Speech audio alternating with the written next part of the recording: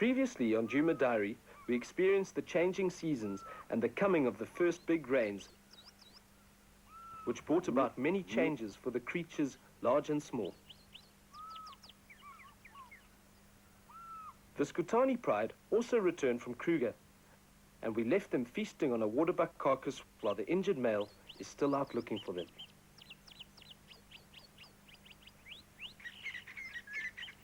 But before we could rejoin them, we met another old friend this morning. This is Shorthorn, and he's a 20-year-old white rhino bull with quite a history. 2 years ago, he had a territorial tiff with another bull and came off second best. Fortunately, I recorded the aftermath of the fight. He got a horn right in the side.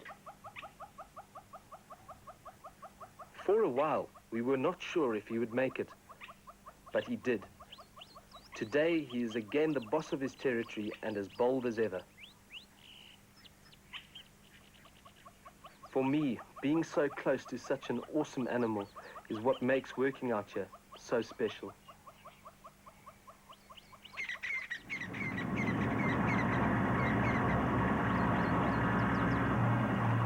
Hey, look, cheetah. It looks like he's hunting.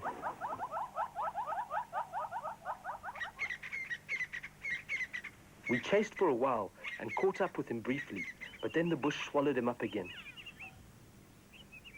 Fortunately, we didn't give up, and it turned out to be well worth it.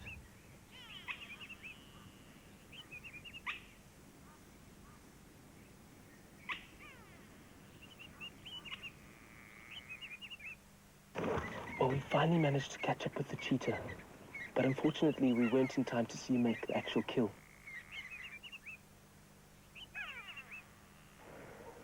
We would have had to been very fast to get through the bush, as the cheetah's one of the fastest things around, and been a lot luckier than that impala over there to have actually got it on camera. This guy's about 6 years old and has made his territory around the Second Rock area. The trackers like to call him Baleka, which means run very fast. And he'll need to do this on the open plains which surround Second Rock in order to hunt, bring down his prey, and then also while he's eating his prey, just to be able to keep a lookout for any other predators such as hyenas who would fight him off for his kill.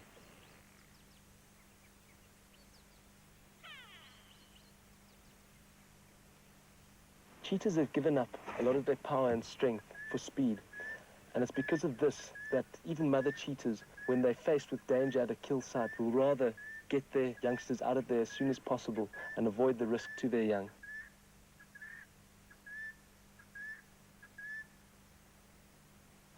We actually have a female cheetah with cubs on the property, and it's thought that this is probably the father of them.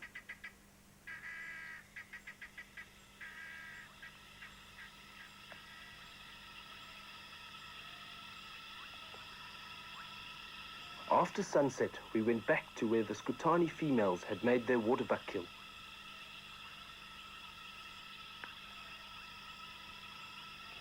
It's amazing.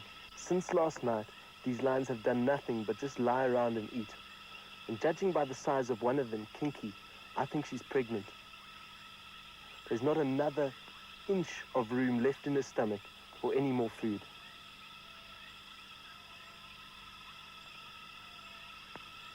With the recent rainfall and all the young animals being born, this is really the time for fat lions.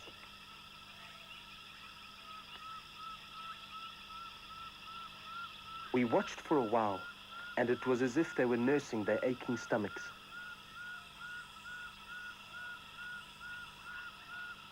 Then, to my joy, the injured Skutani male entered the scene as if he had just been gone for a moment. After briefly greeting one of the ladies, he promptly tackled what was left of the carcass, which wasn't much.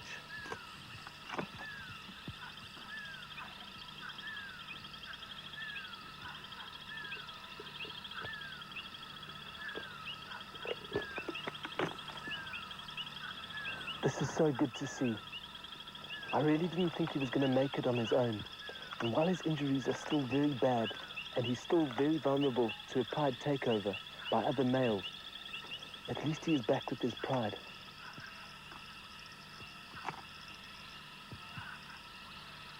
They're going to have to hunt soon to give him something to eat in order for him to get his condition back to the way it was. We're going to have to keep a very close eye on this situation to see what happens next.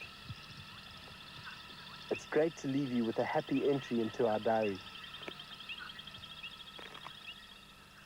Next week, we'll track Shorthorn on foot, and we will check on the Skutani pride to see if we can find the missing female.